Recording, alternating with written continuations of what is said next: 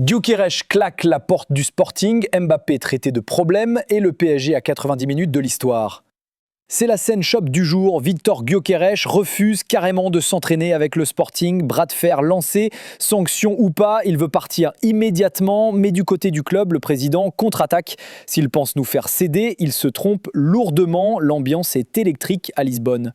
Et ce feuilleton est loin d'être terminé. Pendant ce temps, à Paris, le PSG est en mission. Après leur sacre en Ligue des Champions, les hommes de Luis Enrique visent un triplé historique avec la Coupe du Monde des clubs.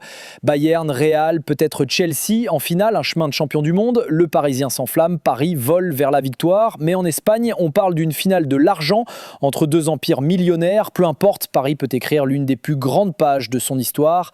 À Marseille, un retour fait frissonner le Vélodrome. Pierre-Emerick Aubameyang est proche d'un comeback. Bientôt libre d'Arabie Saoudite, l'OM lui prépare un contrat de 2 ans. La Provence annonce opération séduction en cours et visiblement, elle fonctionne.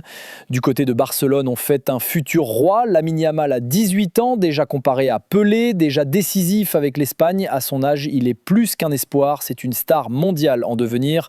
Mais tous les jeunes ne brillent pas. À Chelsea, Christopher Nkunku traverse l'orage.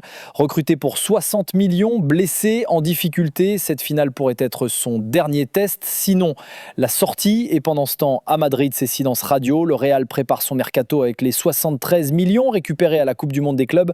Mais ce qui fait parler, ce sont les mots venus de Paris. Le PSG est soulagé d'avoir laissé partir Mbappé. C'était devenu un problème.